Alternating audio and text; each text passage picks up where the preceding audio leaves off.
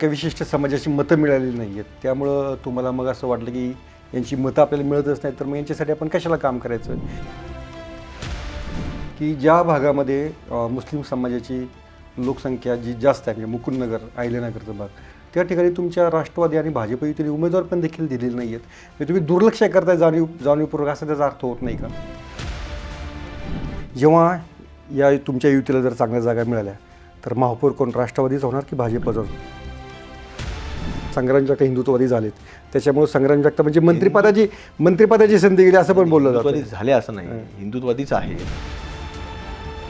मागच्या काही काळामध्ये अजितदादांनी घोषणा केली की बीडला विमानतळ करू, अहिल्यानगरलाही झालं पाहिजे.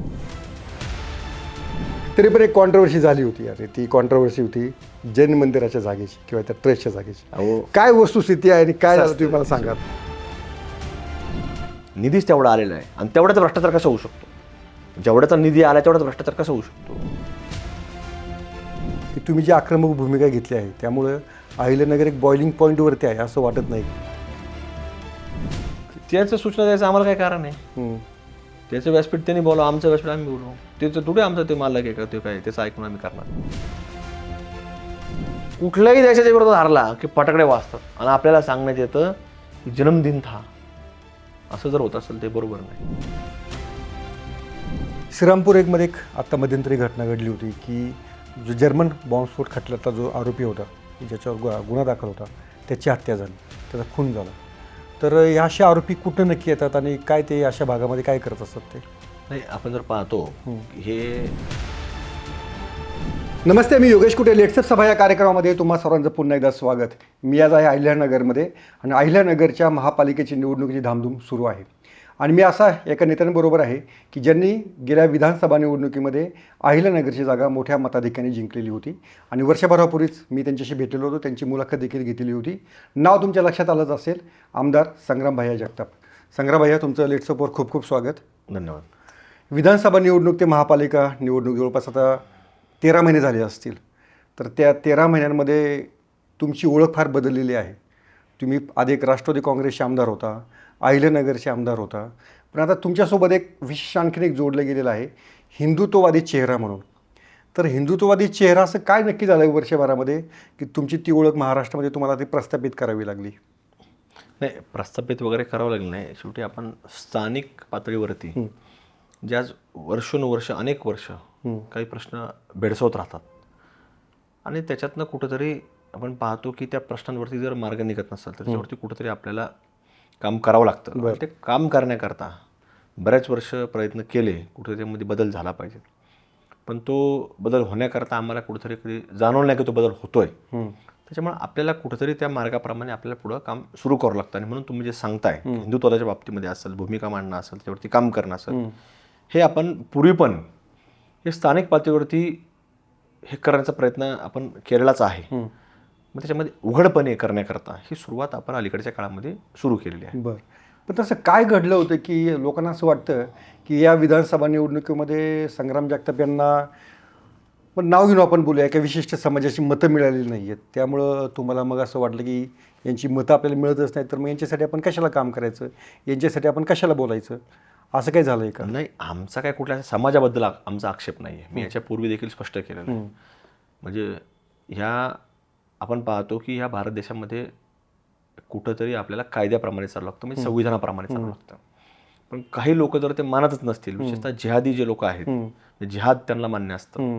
मग या जिहाद जर मान्य असेल तर त्याला संविधान मान्य नसतं. आणि म्हणून ते लोक अशा प्रवृत्तीने जर काम करत असतील तर त्याच्यावर कुठेतरी बोलणं हे आपल्याला बोलावंच लागतं. त्याच्यावरती फक्त बोलून नाही, त्याच्यावरती काम देखील करावं लागतं. ओके. आणि म्हणून आम्ही ते करत आलेलो आहोत. अच्छा, पण तुम्ही हे काम करताना महापालिका निवडणुकीसंदर्भ असा आहे की ज्या भागामध्ये मुस्लिम समाजाची लोकसंख्या जी जास्त आहे, म्हणजे मुकुंदनगर, अहिल्यानगरचा भाग, त्या ठिकाणी तुमच्या राष्ट्रवादी आणि भाजप युतीने उमेदवार पण देखील दिलेले नाही आहेत.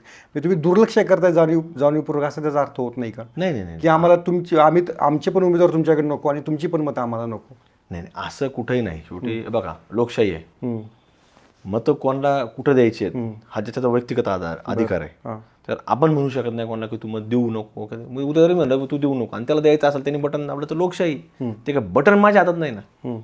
पण आमच्यापर्यंत तुम्ही जे सांगता, व्यक्तिशः माझ्यापर्यंत जर सांगता तर माझ्यापर्यंत असा कुठला व्यक्ती आला नाही तिथल्या भागातला की मी आपल्या राष्ट्रवादी काँग्रेस पक्षाचं घड्याळ चिन्ह मी घेण्यात तयार आहे. आणि तो असा कधी म्हटला मला वाटलं नाही की तो आलाय माझ्याकडं आणि तो म्हणला मी भारताच्या या सगळ्या घटनेला मानतो, मी भारताच्या तिरंग्याला मानतो, मी औरंगजेबला नाही तर मी छत्रपती शिवाजी महाराजांना मानतो. असा माझ्याकडे एकही व्यक्ती आला नाही त्या भागातून.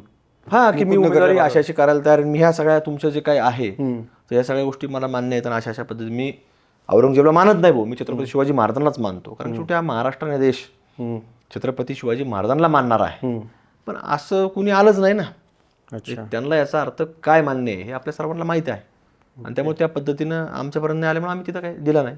अच्छा, म्हणजे याचा अर्थ पुढे असा होऊ शकतो का जेव्हा तुमची महापालिकेमध्ये सत्ता येईल तेव्हा तुम्ही त्या भागात विकास कामं पण करणार नाहीत, त्यांना पूर्णपणे दुर्लक्षित करू नाही तसं नसतं. हे शेवटी आपण पाहतो की तुम्ही आता पुढं असं होईल, पुढं तसं होईल, त्या वेळेचे विषय असतात. बरं. पण आज मी त्याच्यावर सांगू शकत नाही की उद्या आमचा माणूस तिथं आला नाही आला तर माणूसच नाही तिथं तर मग आमच्यापर्यंत आजच लोक आले तर उद्या कशाला येतील.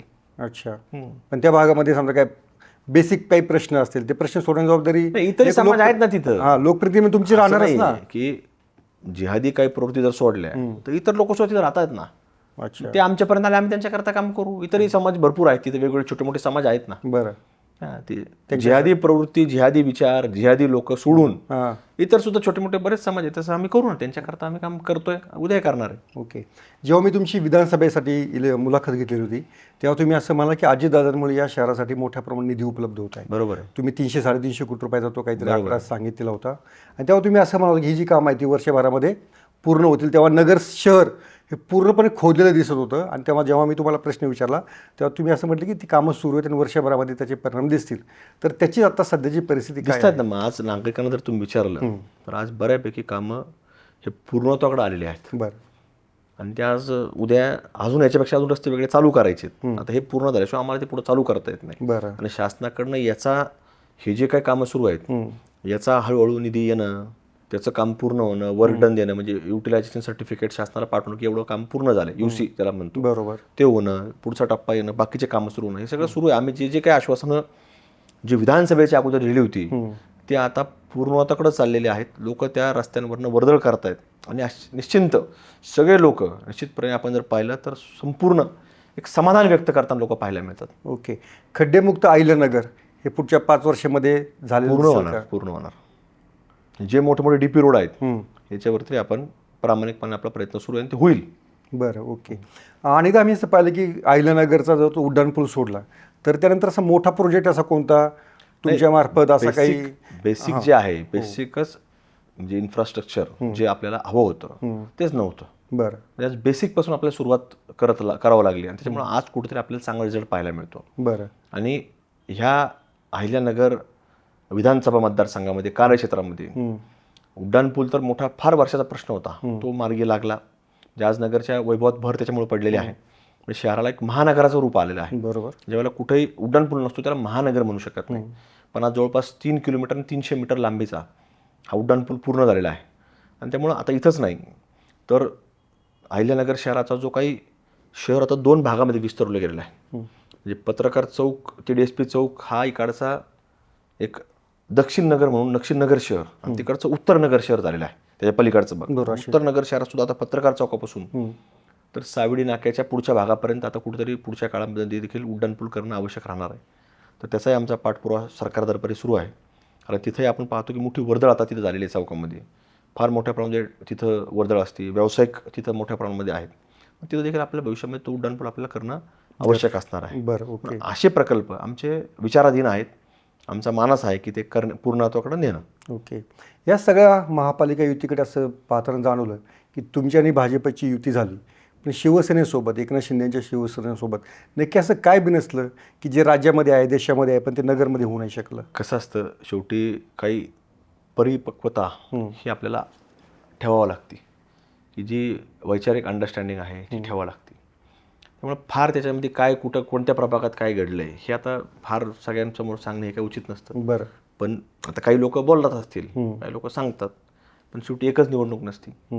पुढे समाजकारणामध्ये या क्षेत्रामध्ये पुढं जात असताना अनेक गोष्टी ह्या कॉन्फिडेन्शियल ठेवावं लागतात. हे सगळंच जर पुढं सांगत बसलं तर उद्या लोक आपल्याशी चर्चा करणारच नाही. बरं. त्याच्यामुळे ठेवावं लागतं आपल्यापर्यंतच जी चर्चा झालेली आहे. असं जसं तुम्ही आता मुलाखत घेताय, होय. आता हे तुम्ही प्रसारित करणार आहे. बरोबर. पण ज्या काही युतीच्या चर्चा हां. म्हणजे ह्या ज्या घडलेल्या आहेत हां. 3 पक्षाच्या बाबतीमध्ये, तर मी एकटा तिथं नव्हतो. बरं. तर तिथं वेगवेगळ्या म्हणजे पक्षांचे वेगवेगळे प्रतिनिधी होते. त्याच्यामुळे आता एखादा जरी उद्या बोलला की ह्या जागेवरून झालं, त्या जागेवरून झालं, आज जरी एखादा रागाच्या भरात बोलला, उद्या आनंदाच्या भरात बोलला, भावनेच्या भरात, बरं. पण माझ्यासारख्याला ते बोलता येणार नाही की कुठं काय घडलेलं आहे. त्यामुळे मी त्याच्यावर फार आज काही बोलू इच्छित नाही आणि उद्याही त्याच्यावरती फार काही बोलणार नाही. तुमचं जे काय राजकीय बात जी आहे ती राज नाही म्हणू शकत, ते तर सगळ्यांमध्येच होता ना. तिथं काय 20-25 जण होते, पण मी त्याच्यावरती काही अधिकृतरित्या मी बोलणं म्हणजे त्याच्यावर उचित काही ठरणार नाही. पण निश्चित प्रामाणिकपणानं शेवटच्या क्षणापर्यंत हा प्रयत्न सुरू होता. अंतिम टप्प्यामध्ये आलेलं होतं की ही युती झालीच पाहिजे. आता 1-2 जागेवरनं झालेलं आहे, पण फार कुठल्या जागेवरनं झालं त्याच्यावर मी काय बोलू शकत नाही. जेव्हा या तुमच्या युतीला जर चांगल्या जागा मिळाल्या तर महापौर कोण राष्ट्रवादीच होणार की भाजपवर? तुमचा आज तो अंडरस्टँडिंग विषय नाही आहे की कोण होणार कसं होणार. आमचा फक्त प्रयत्न आहे की युतीचा महापौर झाला पाहिजे. कारण की आपण पाहतो की राज्यामध्ये आज जे सरकार आहे ते सरकार देशामध्ये आहे. आणि मग कुठंतरी आज ज्या योजना केंद्र सरकारच्या माध्यमातून ज्या योजना आलेल्या आहेत, मग त्याच्यामध्ये आज जसं मी सांगितलं की दक्षिण नगरमध्ये आता भुयारी गटार योजना पूर्ण झालेली आहे. तर उत्तर नगरमध्ये पुढं करायची, हे केंद्र सरकारचा पैसा आहे. आज मोळा डॅमला 1972मध्ये एकच योजना झालेली होती, 1972मध्ये. म्हणजे मोळा डॅमवरनं नगरला येण्याकरता. त्याच्यानंतर दुसरी योजना आली अमृत पाणी योजना. ती कुठली आली? ती केंद्र सरकारकडून आली. म्हणजे ह्या ज्या योजना असतात त्या केंद्र सरकारकडून आणावं लागतात. मग त्यामध्ये केंद्र सरकारचा जवळपास एक 60-70% हिस्सा असतो, 10-20% राज्य सरकारचा असतो, 2-5% 10% अहिल्यानगर महानगरपालिकेचा असणार आहे. म्हणून हे सगळं करण्याकरता सोपास्कररित्या कुठेतरी ह्याच विचाराचं सरकार देशामध्ये आहे, त्याच विचाराचं सरकार राज्यामध्ये आहे, आणि मग कुठेतरी आपल्या महानगरामध्ये देखील, आपल्या अहिल्यानगरीमध्ये तेच विचाराची सत्ता महापालिकेत जर बसली तर हे सगळं सोपास्कर मार्गे पुढे जाण्यामध्ये उपयोग होतो. लोकांना थेट शेवटच्या माणसाला त्याचा उपयोग फायदा हा पुढच्या दीर्घकाळ हा होणार असतो. बरं. त्यामुळे महापौर पदाचं तुमचं या युतीमध्ये काही ठरलं नाही, काही ठरलेलं नाही. कुठं ठरवून चालत नसतं. शेवटी हे काय असं नसतं. शेवटी याला कुठंतरी सगळ्या लोकांनी एकत्र राहणं, बरं, लोकांचा एक विचार घेऊन ही शहराची चांगली म्हणजे आपल्याला वाटचाल कशी करता येईल याच्यावरती आपल्याला काम करावं लागतं. आम्ही पाहिले की तुमचे आणि माजी खासदार सुजय विखे पाटलांचे बोर्ड सगळे शहरभर लागलेले आहेत महायुतीचे चेहरे म्हणून. पण आता जवळपास 5-6 तारीख आलेली आहे तरी सुजय विखे पाटील काही प्रत्यक्षामध्ये चर्चेच्या वेळेस नव्हते. आता प्रचाराच्या वेळेस तरी असणार आहेत का ते? नाही, सुजय विखे पाटील साहेब हे महानगरपालिकेमध्ये सगळं नियोजन करण्यामध्ये, बरं, हे अगदी फॉर्म दाखल करूपर्यंत त्यांनी सगळं पाहिलेलं आहे. आता ते त्यांच्या काही बाकीचे व्याप त्यांच्या मागे फार मोठे आहेत. बरं. शेवटी त्यांच्या मागे बाकीचं काम आहे. आता ते काम आटपून ते येतील. आता शेवटचे 8-10 दिवस इथंच थांबणार ते. बरं. नगरवर लक्ष केंद्रित करणार आहेत ते. हो, त्यात शेवटी त्यांच्यावरती जबाबदारी भारतीय जनता पार्टी म्हणून त्या लोकांवरची जबाबदारी ते पूर्णपणे पार पाडतील. असं राजकारण कधी वाटलं होतं का 2019मध्ये तुम्ही खासदारकीच्या निवडणूक आमने सामने उभे होते आणि नंतर एकाच युतीमध्ये तुम्हाला पुढे कधीतरी काम करावं लागेल असं तेव्हा तरी कधी डोक्यात आलं होतं का? नाही, तुम्हाला त्याच्या अगोदरचं सांगतो मी. 2018 मध्ये ते काँग्रेसमध्ये होते. बरं. आणि मी राष्ट्रवादीच होतो. हां. त्यावेळेला सुद्धा आम्ही आघाडी म्हणून सामोरे गेलेलो आहोत. बरं. 2019 नंतर लोकसभा झाली. हो. आम्ही वेगळे लढलो. त्याच्यानंतर आज कुठेतरी पुन्हा एकत्र राहतं. अहिल्यानगर महानगरपालिका, कारण वरती आता समीकरण तशी जुळलेत ना. बरं. वर अजितदादांच्या माध्यमातून जेव्हा 2023 मध्ये अजितदादा निर्णय घेतला हो की युतीमध्ये सामील व्हायचं आणि मग ती महायुती झाली. बरं. त्याच्यानंतर आज आपण जर पाहिलं तर अशा पद्धतीने सगळं चित्र आहे. आणि ते असं म्हणतात की अजित पवार म्हणतात की माझ्या पक्षाची जी विचारधारा आहे ती यशवंतराव चव्हाण यांची आहे, धर्मनिरपेक्ष आहे, पुरोगामी आहे आणि तुम्ही मात्र त्या प्रतिमेला छेद देता. तर अजित पवार या अहिल्यानगर महापालिकेच्या प्रचाराला येणार आहेत का? येणार ना, पण हे तुम्ही जे सांगता आम्ही त्या विचारधाराच्या कधी बाहेर नाही ना. त्यांनी भारताचं संविधान, भारताची अस्मिता याच्यावरच सांगितलेलं आहे ना. आम्ही त्यापेक्षा वेगळं काय बोलतो? जे कुठेतरी प्रवृत्ती जे आज घातक आहे समाजाला, जे औरंगजेबचं उद्धतीकरण करत असतील, जे ज्यावेळेला अजितदादांनीच आता सरकारमध्ये आहेत, अजितदादांनी जेव्हा ते महापालिकेला जेव्हा ठराव झाल्यानंतर सरकारमध्ये बसल्यानंतर तिथं जो ठराव झाला की अहिल्यानगर झालेला आहे, मग आता त्याला जर संविधानाला जर मानत नसतील मग आता ह्याच्यापेक्षा वेगळं काय मी करायला पाहिजे? आजही ते लोकांचं जर पाहिलं तुम्ही, आम्ही अमक्या ठिकाणी उभा आहे, ते अहिल्यानगर नावच टाकत नाही, जुनं नाव टाकतात. ते अच्छा, अजूनही जुनं नाव टाकतात आणि त्यांचा अजेंडाच तो आहे की आम्ही परत ठराव करून महापालिकेत नाव बदलू. असं त्यांनी म्हणजे जाहीरनाम्यामध्ये त्यांच्या सांगितलं. जाहीरनाम्यामध्ये बोलतात ते तिथं सगळे, त्यांचे व्हिडिओ आहेत, भाषणं आहेत त्या लोकांचे. की आम्ही याचं पुन्हा जे पूर्वीचं नाव आहे ते- पूर्वीचं नाव आहे ते आम्ही करू म्हणतात ते, आणि आम्ही ते होऊ देणार नाही ना. आम्ही कसं होऊ देऊ? पण तुम्हाला या जेव्हा सगळं मतभेद झाले तुमचे आणि पक्षाचे किंवा अजितदादांचा नाराजी जाहीरपणे व्यक्त केलेली होती, तेव्हा अजितदादांनी तुम्हाला बंगल्यावरती बोलून घेतलेलं होतं, तेव्हा तुमच्या दोघांमध्ये काय झालं आणि तुम्ही अजितदादांना काय सांगितलं होतं? नाही, ह्याच्यामध्ये ही चर्चा ज्यावेळेस होती त्यावेळेस स्थानिक पातळीच्या अडचणी आहेत, ह्या कुठेतरी मांडणं, त्याच्यावरती चर्चा होणं, हे आम्ही त्यांना सांगितलेलं आहे, ते मांडलेले आहेत. बरं, त्याच्यावर त्यांचं काय मत आलं? नाही, तुम्ही करता ते योग्य आहे, अतिशय चांगलं आहे. शेवटी त्यांच्या त्या भूमिकेमध्ये त्यांची ती जबाबदारी वेगळी असते, आणि त्या भूमिका त्यांनी ती मांडण्याचं काम, त्यांनी आम्हाला सूचना देण्याचं काम आम्ही केलेलं आहे. बरं. पण ज्या स्थानिक पातळीवर वेगवेगळ्या अडचणी असतात तर त्याला तो रोज आपल्याला फेस करावं लागतं. अच्छा. शेवटी छोट्या मोठ्या घटना घडणं, छोटे मोठे प्रसंग रोज घडणं. असं तर मी तुम्हाला नाव सांगितलं, जर तुम्ही ज्यावेळेस सरकार म्हणून, शासन म्हणून ज्यावेळेस निर्णय होतो तो गव्हर्नमेंट म्हणजे हे सरकार म्हणजे हे संविधान आहे, बरोबर. आणि त्याला जर कोणी मानत नसेल तर त्याच्यावरती आपल्याला कुठेतरी आक्षेप घ्यावाच लागतो, त्याच्यावरती काम करावंच लागतं. पण या तुमच्या भूमिकेवर असं वाटतं की आता संग्राम जगताप हिंदुत्ववादी झालेत, त्याच्यामुळे संग्राम जगताप म्हणजे मंत्रिपदाची संधी गेली असं पण बोललं जातं. हिंदुत्ववादी झाले असं नाही, हिंदुत्ववादीच आहे. हिंदुत्ववादीच आधीपासून. ज्याचा त्याचा विचार हा महत्त्वाचा पहिला असतो, बरं. बाकी गोष्टी सेकंडरी असतात. आणि राहिला मंत्रिपदाचा विषय, हा जो पक्षश्रेष्ठी असतात त्यांच्या हातातला विषय असतो, म्हणजे याचा आणि त्याचा कुठेही काही संबंध नसतो. बरं. आता जर त्यांच्या मनात असेल ते होईल, नसेल तर नाही होणार. मग त्याचा आणि याचा कुठेही व्यक्तिशः असा काही संबंध मला तरी वाटत नाही की राजकारणामध्ये येईल. म्हणजे तुमची जी भूमिका असेल किंवा तुम्ही जे नाही, म्हणता ती की- माझं व्यक्तिगत भूमिका आहे, त्याचा आणि त्याचा पार्टी लेवलला कुठेही काही संबंध येत नाही. संबंध येत नाही. तुमचा नगरसाठीचा या पुढच्या 5 वर्षासाठीचा असा कोणता प्रोजेक्ट की तुम्हाला तो वाटतं की मनापासून आपण तो राबवला पाहिजे आणि या सगळ्या तिन्ही सरकारच्या त्याच्या संबंधाचा, त्या सत्तेचा उपयोग केला पाहिजे, असं काही तुमच्या डोक्यामध्ये काय आहे? पूर्वी हां. काही लोक सातत्याने बोलले जायचे, म्हणजे पूर्वी मी सुद्धा ऐकायचो, नवीन नवीन ज्यावेळेला मी या सामाजिक क्षेत्रामध्ये ज्यावेळेला सक्रिय झाल्यानंतर मला ऐकायला मिळायचं, तर आपण कुठे बसलेलो असेल, कुठल्याही सार्वजनिक कार्यक्रमामध्ये बसलेलो असेल, तिथं लोक बोलायचे की अमुक अमुक जरी आली तरी रस्ता चुकणार नाही. आता मी ते नाव घेणार नाही फक्त, पण ते अमुक अमुक जरी आली तर रस्ता चुकणार नाही. पण आता तुम्हाला सांगतो की शहर एवढं व्यापलं आहे, एवढं मोठं झालं आहे आणि एवढे दर्जेदार रस्ते झाले आहेत, तर कुणी जरी नवीन माणूस आला तरी तो रस्ता चुकल, कारण एवढी मोठी व्याप्ती आता शहराची वाढलेली आहे आणि तितके दर्जेदार रस्ते झालेले आहेत. मग तो जुनं शहर कुणी असं ओळखू शकणार नाही. बरं. आणि पुढच्या काही वर्षांमध्ये हे सगळं शहर तसं झालं पाहिजे, चांगल्या कॉन्क्रीट रस्त्यांचं, चांगल्या दर्जेदार रस्त्यांचं झालं पाहिजे. कारण बेसिक इन्फ्रास्ट्रक्चर जे आहे तो हाच आहे की रस्तेच नव्हते पूर्वी, ह्याच्यावर बोललं जायचं. त्यामुळे आज हा पहिला विषय मार्गी लावणं आणि स्वप्न आणि मानस हे शहराबाबतीचे अत्यंत मोठे आहेत. बरं. हे शहरामध्ये आपल्याला मोठं औद्योगिकरण म्हणजे MIDCचा जो विस्तार आहे त्याच्याकरता निर्णय झाला, पण काही लोक जे आहेत की जे इथं शहरात त्यांचा काही संबंध नाही, त्या लोकांनी बाहेरनं येऊन ह्या लोकांना फूस लावून काही सर्वोच्च न्यायालयाने धाव घेतली, त्याला स्थगिती लावली.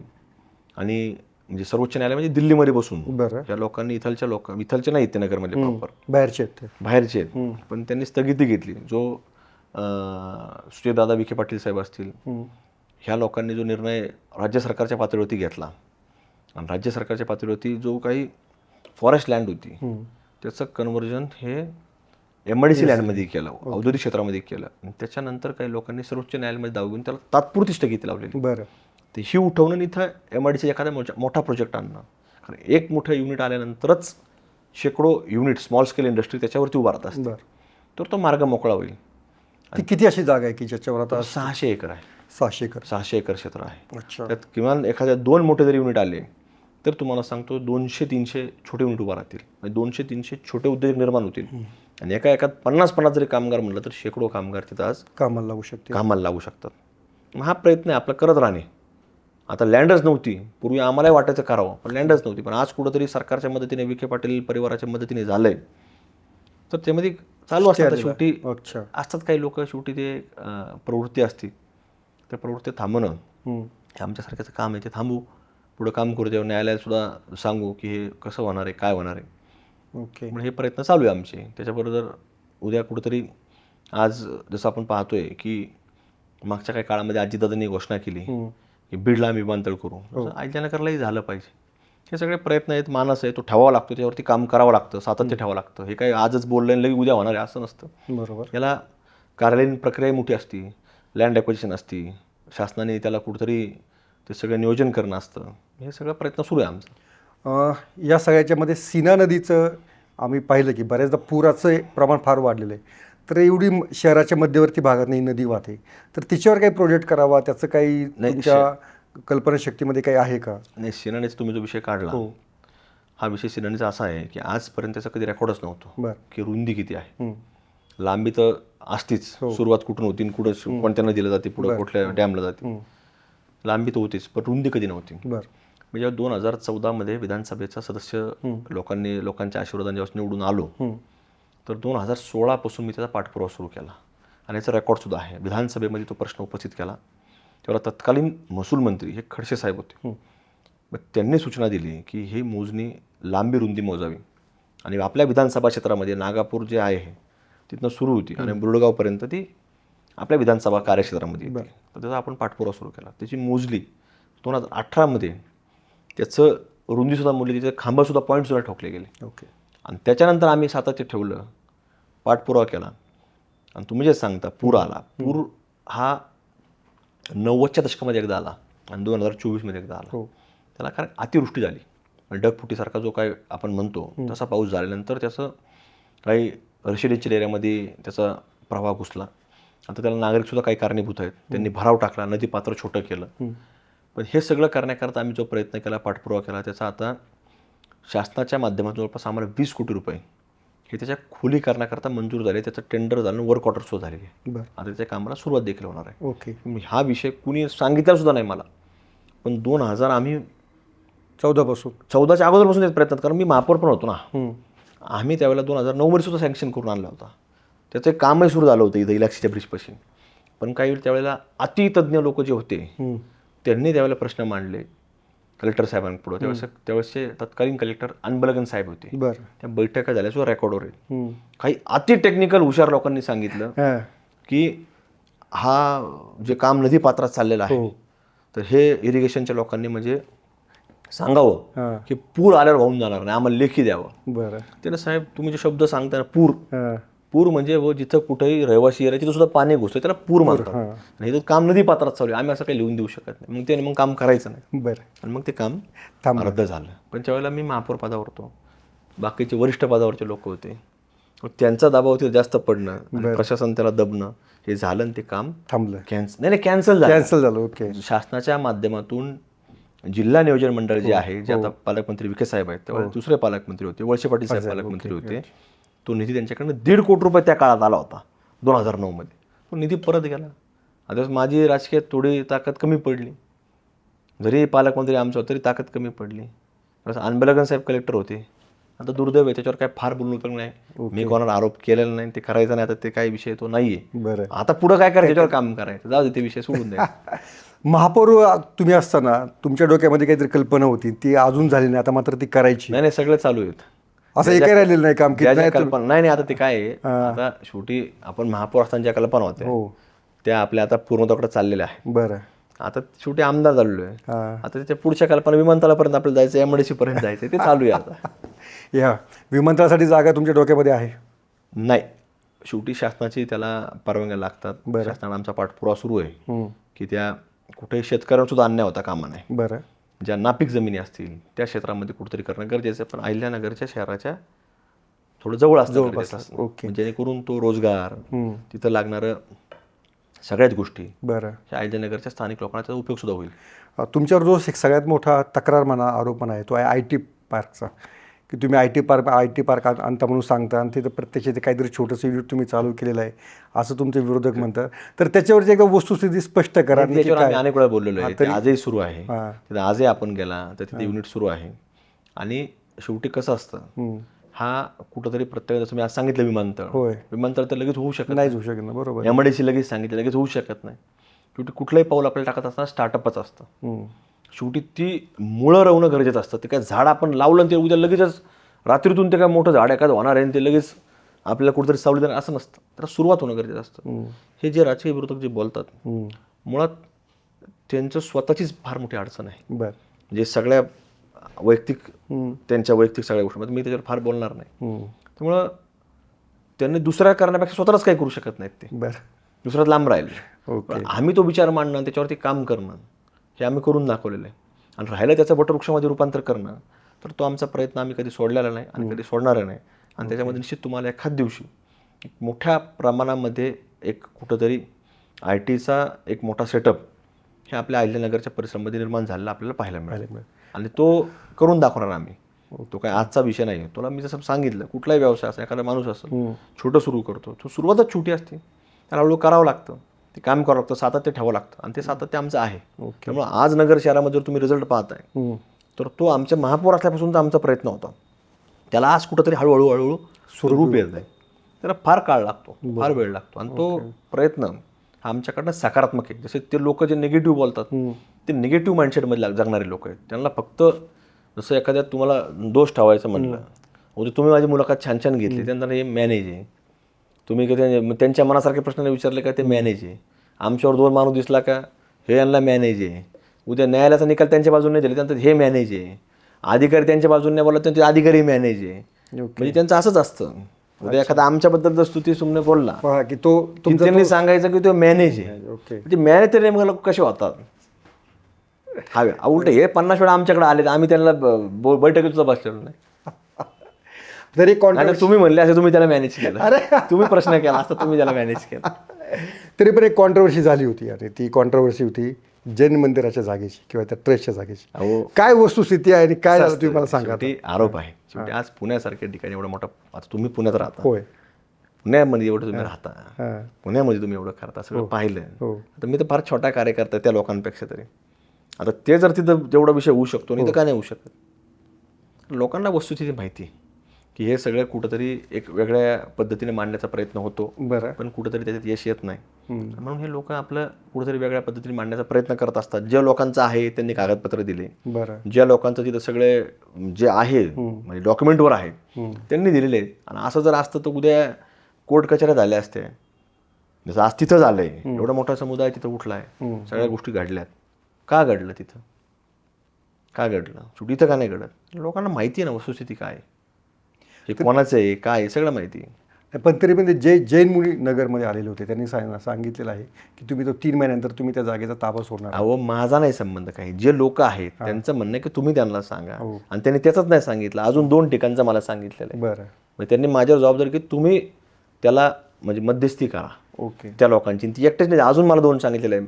आता मी जे सांगतोय ते 2 अजून त्यांनी सांगितलेले की त्या अच्छा ज्या जैन मंदिराच्या जागा त्यांच्याकडे आहेत त्या त्या लोकांचे सांगितलेले. ते एकच नाही सांगितलेलं. तुम्ही ते काम करणार. अहो प्रयत्न करावं लागतात ना. आता शेवटी आपल्याला कुठेतरी त्या लोकांची चर्चा करणं, कुठं काय करणं, आणि ही चालतच नाही, एकाच नाही, अशा अनेक समाजाचे प्रॉब्लेम असतात. मग त्याच्यावर सुद्धा आम्ही काम करतो ना, प्रयत्न करतो. ओके. पण त्या जागेचा तुमचा काही संबंध नाही? नाही नाही, माझा कोण त्या नाही, कोणत्याच जागेचा माझा काही संबंध नाही. नाही, त्या जागेमध्ये तुमचं कार्यालय त्या जागेमध्ये आहे असा आरोप. कसं असतं, आता कोणते कार्यालय कुठे आहेत, कोणाचे आहेत, सगळ्याला सगळं माहिती असतं. कोणते कार्यालय कोणाचे आहेत हे सगळं सगळ्यांना माहिती आहे. आता तिथं कुणी जर असतं तर तिथं लोक तिथं आले असते ना. माझा काही संबंध असते तर पण लोक आले असते ना. बरं. तुमचा आणि संजय राऊतांचा वाद मिटला का?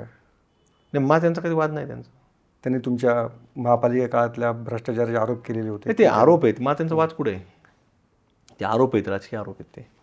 आणि ते काय आरोप माझ्या एकटा थोडी केले. महाराष्ट्रात त्यांनी मी म्हणतो 200-500 लोकांवर केले असते.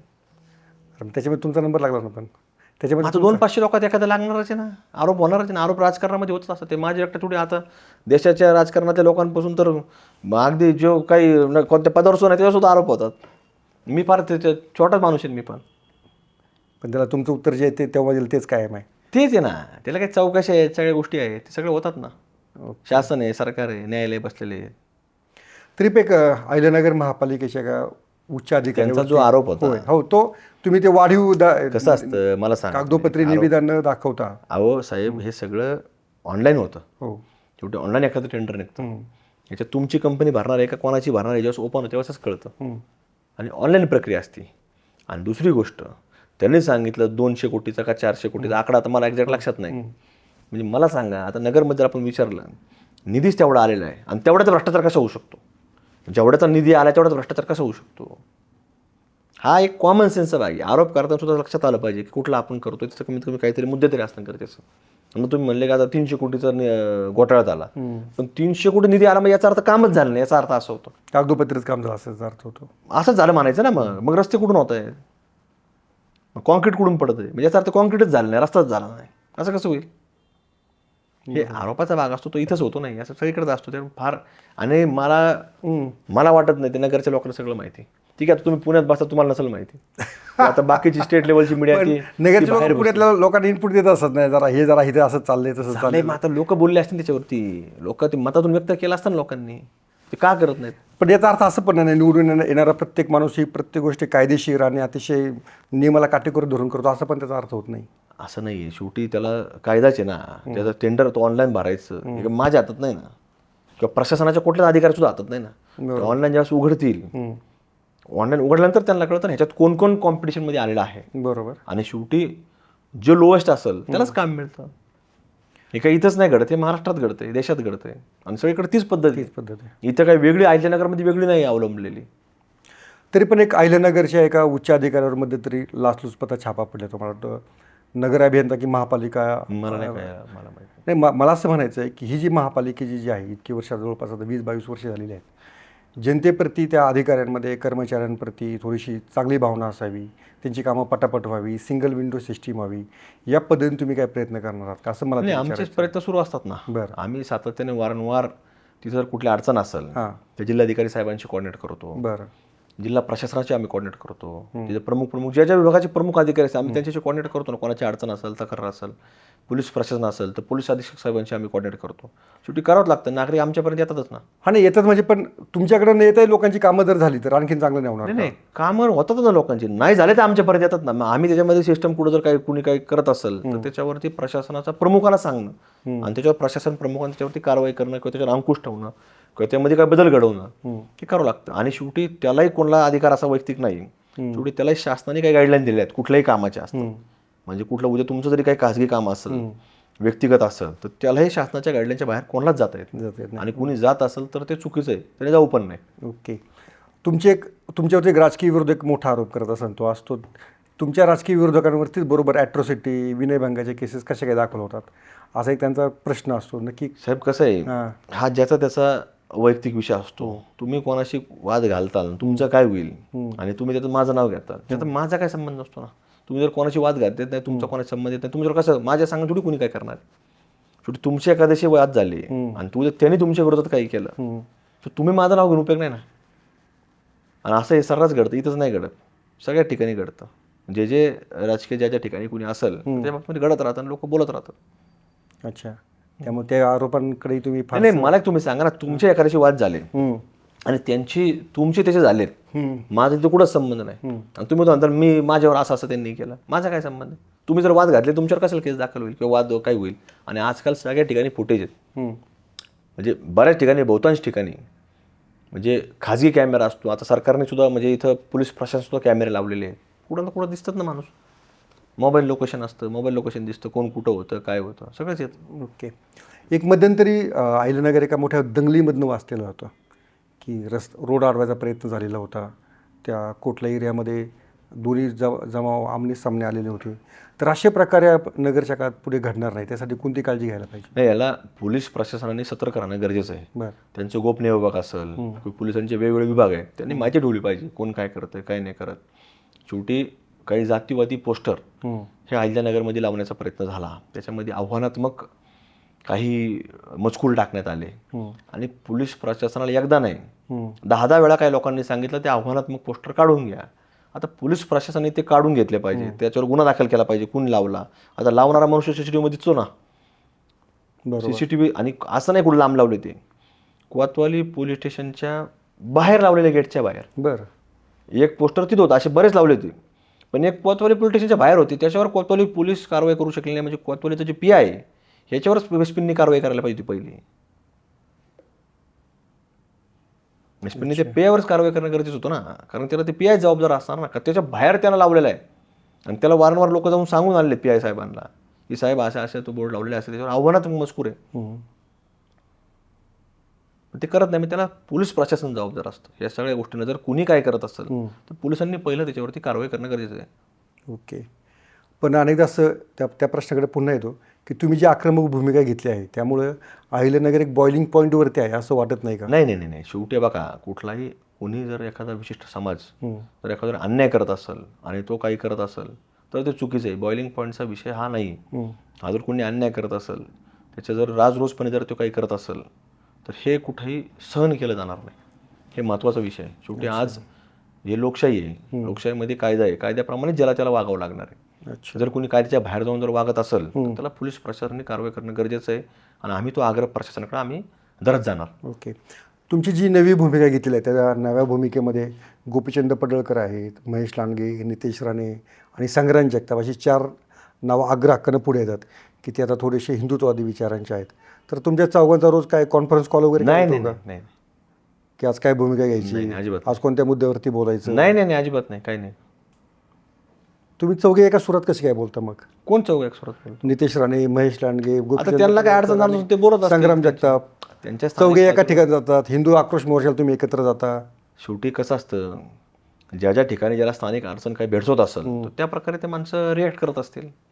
शेवटी आज कुठेतरी जर अन्याय होत असेल तर ती भूमिका मांडणं, त्याच्यावरती काम करणं हे करावंच लागतं ना. अच्छा.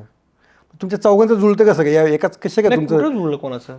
नाही मग बोलतात मी एका तुम्ही आता बघा ना, तुम्ही यवतला तुम्ही होतात. होतो ना. गोपीचंद पडळकर मला माहिती नव्हतं ते तिथे येणार आहेत म्हणून. काय सांगता? आम्हाला तिथल्या लोकांनी आम्हाला तुम्ही मला वाटतं संभाजीनगरला पण तुम्ही गेला होता. संभाजीनगरला मी गेलो. फक्त यवतलाच तुम्ही गेला होता. यवतला होतो ना मी, पण तिथं मला कल्पना नव्हती ते येणार आहेत म्हणून. पण तुम्ही येऊन गेल्यानंतर यवतला नंतर बोले झाली ना ते काय. दंगल झाली नंतर तिथं. तुम्ही आणि पडळकर येऊन गेल्यानंतर यवतला दंगल झाली तुमच्या भाषणानंतर. हां, असं भाषणानंतर आम्ही ते भाषण संपलं दुसऱ्या दिवशी झालेली सुरू आहे. मग जर व्हायचीच असती तर आम्हीच असतानाच व्हायला पाहिजे होती ना. मग किंवा आम्ही गेल्यावर लगेच व्हायला पाहिजे होती ना. दिवसा कसं काय घडत? काय असतं, काही घटना वेगळ्या पद्धतीने घडतात पण त्याला आपण अर्थ जोडण्याचा प्रयत्न करत असतो. तसं होत असतं. तुम्ही चिथवणी देत नाही तुमच्या म्हणण्यानुसार. नाही, चिथवणीचं काय कारण आहे? चिथवणी द्यायला नाही. शेवटी हे बघा, ह्या कुठंतरी अन्याय होतो. त्या अन्यायाच्या बाबतीमध्ये भूमिका मांडणं, त्याच्यावरती प्रशासन जर तिथं काही करत नसेल तर प्रशासनाला आम्ही जातो, विनंती करतो, तुम्ही त्या एखाद्या विशिष्ट वर्गाकरता, एखाद्या समाजावर अन्याय करता कामा नाही. ही भूमिका मांडण्या करत असतो. EMI पण तुम्हाला आव्हान दिलं होतं ओबीसी इथं येऊन की तुम्ही कसे त्यांना येऊन देतात. तुम्ही त्यांची सभा तुम्ही रोखलेली होती, त्यांची सभा होऊन देणार असं तुम्ही बोललेला होता. नाही, मी कधी म्हणले होऊन देणार नाही सभा? मी नाही असं म्हणतो. अर्ज तर केला होता की यांची सभा होऊन द्या. कुणी अर्ज केला? तुम्ही नव्हता केला पण तुमच्या नाही, आमच्या कोणत्या माणसाने अर्ज नाही केला. आमच्या कुठल्याच माणसाने अर्ज नाही केला. पण त्यांनी तर येऊन आव्हान दिलं तुम्हाला की तुम्ही अशी भाषा परत वापरू नका वगैरे. त्यांना पण ते कुठेतरी जाणवतंय ते ओबीसींना. त्याचं सूचना द्यायचं आम्हाला काय कारण आहे? त्याचं व्यासपीठ त्यांनी बोलावं, आमचं व्यासपीठ आम्ही बोलू. त्याचं थोडे आमचं ते मालक आहे का ते काय त्याचं ऐकून आम्ही करणार? त्याचा आमचा काही संबंध नाही. ओके. पण तुम्हाला असं खरंच वाटतं अहिल्यानगर जरी महापालिका इलेक्शन असली, अहिल्यानगर शांत राहावं, अहिल्यानगरमध्ये कोणत्या प्रकारचा अनुचित प्रकार घडू नये यासाठी तुम्ही काय खबरदारी घ्याल? नाही, हे जे काही विशिष्ट वर्ग आहे हे विशिष्ट वर्गाने काही स्वतःला बंधनं घालणं गरजेचं आहे. बरं, लाईक कशी बंधन म्हणजे तुम्ही मला सांगा. कसं होतं ते जरा थोडं स्पष्ट बोला तर बरं होईल जरा. स्पष्ट असं आहे की त्यांनी कुठल्या इतरांना आपला त्रास होणार नाही. बरं. अतिक्रमण करणं, बिना परवानग्याचे प्रार्थनास्थळ बांधणं, तिथं कुठंतरी राजरोसपणे काहीतरी धिंगाणा करणं, इथं जे काही बाजारपेठेमध्ये एखाद्या व्यापारी असं त्याच्या दुकानाबाहेर तिथं दादागिरी करणं, मी तर दुकान लावणार, त्याला अडवणूक करणं, हे असे जे प्रकार आहेत. जे न्यायालयामध्ये कुठंतरी जाणं, सरकारी ज्या मालमत्ता आहेत, शासनाच्या मालमत्ता आहेत, अहिल्यानगर महानगरपालिकेची मालमत्ता आहे, तिथं त्यांनी मागणी करणं, ही आमची जागा आहे, हे जे काय आहे तर हे करू नये त्यांनी. जिथं एखादा सगळे तुम्ही जसं म्हणता की सगळे गुन्ह्या गोविंदाने राहतात, मग तिथं एक जण आला की त्याने अजून 10 जण आणणं, मग तिथं ते त्रास देणं, मग आपल्यातले लोक कमी होणं, हे करू नये. असं घडलेलं आहे. असं मुकुंदनगरचं तुम्ही आता सुरुवात जी केली तिथंच तर घडलेलं आहे. मुकुंदनगर खाली झालेले आहे आता. मुकुंदनगर माणसं नाही राहिलेली. आणि हिंदू समाजाची माणसं राहिलेली नाहीत मुकुंदनगर. अजिबात नाही, फार थोडे राहिलेले आहेत. हे जे घडतंय ना, हे का घडतं? हे का घडतं? हे मी नाही, तुम्हाला लोक सांगतील. मी बोललो, तुम्ही म्हणता तुम्ही राजकीय बोलता, तुम्ही जाऊन त्या लोकांना विचारलं पाहिजे का घडतं, का गेले. तुम्हाला वाटतं त्या मग या लोकांनी ते बंद करावं. सगळं शांततेत चाललेलं आहे आणि सगळं शांततेतच राहिलं पाहिजे. गुन्ह्या गोविंदाने सगळं राहिलं पाहिजे, सगळं व्यवस्थित राहिलं पाहिजे. त्यांनी 15 ऑगस्ट, 26 जानेवारी, 1 मे तिरंग्याला सल्यूट करावं. ही भारतभूमीच आपली मातृभूमी अशा पद्धतीने राहावं. भारत कुठल्याही देशाच्या विरोधात हारला तर फटाकडे वाजता कामा नये याची काळजी त्यांनी घ्यावं. असे फटाकडे वाजतात. FIR दाखल आहे आणि FIR दाखल करणारा व्यक्तीसुद्धा आपल्यातला नाही, त्यांच्यातलाच व्यक्ती आहे. हे रेकॉर्डवरती आहे. हे काय संग्राम जगताप सांगतो म्हणून नाही, हे रेकॉर्डवरती आहे. आणि ही काय आत्ताची केस नाही 6 महिन्यातली, ही 3 वर्षापूर्वीची केस आहे. हे काय मी सांगतो म्हणून नाही. भारत हारल्यानंतर कुठल्याही देशाच्या विरोधात हारला तर फटाकडे वाजतात. आपण विचारतात नाही उसका जन्मदिन था, कोणाचा जन्मदिन होता, वो था उसके एक जन का था. म्हणजे असं जे घडतं हे फार चुकीचं आहे. मग हे कुठंतरी आपल्याला वाटत नाही का वेदनादायक आहे. तुमच्या मनात भावना येत असतील वेदनादायक आहे. आपल्या भारतभूमीमध्ये आपण राहतो आणि भारत हारला जर फटाकडे वाजत असतील ते कुठपर्यंत योग्य आहे. हे कुठल्याही भारतीय नागरिकाला विचार. आणि तो फक्त पाकिस्तानच्या विरोधात नाही, कुठल्याही देशाच्या विरोधात हारला की फटाकडे वाजतात आणि आपल्याला सांगण्यात येतं की जन्मदिन था. असं जर होत असेल ते बरोबर नाही. म्हणजे हे कुठल्याही भारतीय नागरिकाने माझं म्हणे सहनच करू नये. मी या मताचा आहे. काय करावं मग? नाही त्याला योग्य वाटेल ते करायचं. त्याला परमेश्वरांची सद्बुद्धी देईल त्यांनी ते करावं. भारतीय नागरिकांनी कायच कारण आहे सहन करायचं आहे. म्हणजे भारत देश तिथं ते आपले क्रिकेटर एवढं खेळतात, ते देशासाठी लढतात. तिरंगा कुठल्या जगात कुठल्या देशात आले ते तिरंगा फडकवतात तिथं जाऊन जिंकल्यानंतर. आणि तिथं रक्ताचं पाणी ते करतात आणि हे हारला तर फटाकडे वाजवतात. हे तुम्ही सगळं अहिल्यानगरमध्येच बोलताय. बाहेर घडत असेल ना. आता मला तिथपर्यंत जावं लागेल, माहिती घ्यावं लागेल. पण तो अहिल्यानगरमध्ये असं घडलं नाही. अहो अहिल्यानगरच्या पोलीस स्टेशनमध्ये FIR दाखल आहे साहेब. मी काय करू माझं मनाने सांगतो. ओके. अहिल्यानगरच्या पोलीस स्टेशनमध्ये FIR दाखल आहेत आणि आजच्या नाही आहेत त्या. संग्राम जगताप बोलायला लागल्यापासून नाही आहेत, हे माझ्या अगोदरपासून आहे. आणि या मुद्द्यांवरती संग्राम जगताप यापुढे बोलत राहणार. अहो करावं लागलं साहेब, करावं लागणार काम त्याच्यावरती. श्रीरामपूर एकमध्ये एक आत्ता मध्यंतरी घटना घडली होती की जो जर्मन बॉम्बस्फोट खटल्यातला जो आरोपी होता की ज्याच्यावर गुन्हा दाखल होता त्याची हत्या झाली, त्याचा खून झाला. तर ह्या असे आरोपी कुठं नक्की येतात आणि काय ते अशा भागामध्ये काय करत असतात ते? नाही आपण जर पाहतो हे आजच नाही, ह्याच्यापूर्वी सुद्धा बीड जिल्ह्यामध्ये सुद्धा अशा घटना घडल्या की बीड जिल्ह्यातले लोक हे काही अटक झालेले आहेत अशा वेगवेगळ्या प्रकरणामध्ये. बॉम्बस्फोटामध्ये अटक झालेली विशेषतः. आणि अहिल्यानगर शहराच्या मुकुंदनगर भागातून सुद्धा काही लोकांना पूर्वी काही चौकशांना महिनाभर घेऊन गेलेले होते. पण त्यांना पुन्हा म्हणजे काही शेवटी प्रशासनाला सुद्धा त्याच्यामध्ये एक चांगला पुरावा लागतो न्यायालयासमोर नेण्याकरता, तर त्यांना सोडण्यात आलं. त्याच्यापैकी असा देखील व्यक्ती तुम्ही जे सांगताय की ज्या व्यक्तीची हत्या श्रीरामपूरमध्ये जो काही प्रकार बंटी झागेदार ह्या व्यक्ती बाबतीमध्ये घडला, तर घडल्यानंतर ठीक आहे मनुष्य म्हणून जो विषय असेल, एखाद्याचा मृत्यू झाला इथपर्यंत ठीक आहे.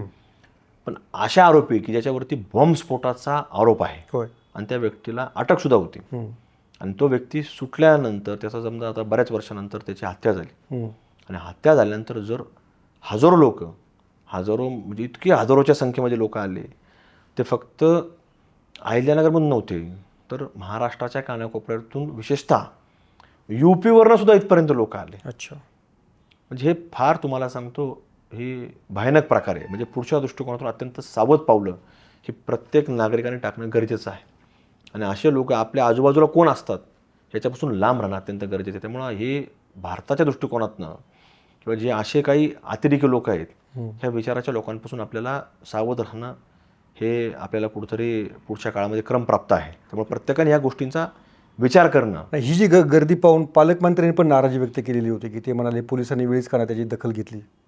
नाही नाराजी त्यांनी व्यक्त केलीच आहे, कारण घटना तशी आहे की एखादा बॉम्बस्फोट म्हणजे हा भारताच्या अस्मितेवरती हल्ला असतो आणि त्या हल्ल्याचं समर्थन म्हणजे ती मौत जी आहे ती घटना जरी दुःखद असली पण हे लोक एवढं शेकडो म्हणजे थोडक्यात त्याचं समर्थन आहे त्यांना. त्या व्यक्तीच्या अंत्यविधीला एवढे लोक येत आहेत म्हणजे याचा अर्थ त्या कृत्याला या लोकांचं समर्थन आहे असं त्यांनी उघडपणे दाखवून दिलेलं आहे. ओके. त्यामुळे प्रशासनाने याच्यामध्ये अलर्ट राहणं फार गरजेचं आहे आणि सरकारने याची थोडी चांगली खबरदारी घेणं गरजेचं आहे, कारण ह्याच्यानंतर सुद्धा अजून काही घडू शकतं. अच्छा. त्यामुळे त्याला वेळीच पायबंद बसला पाहिजे, घसलंच पाहिजे. तर हे होते संग्राम जगताप आपल्या नव्या भूमिकेमध्ये, नव्या तयारीमध्ये. महापालिका निवडणुकीचा निकाल 16 तारखेला आहे. 16 तारखेला तुमची आनंदाची रिॲक्शन घेण्यासाठी आम्ही नक्कीच येऊ. त्यासाठी खूप खूप शुभेच्छा. थँक्यू. धन्यवाद.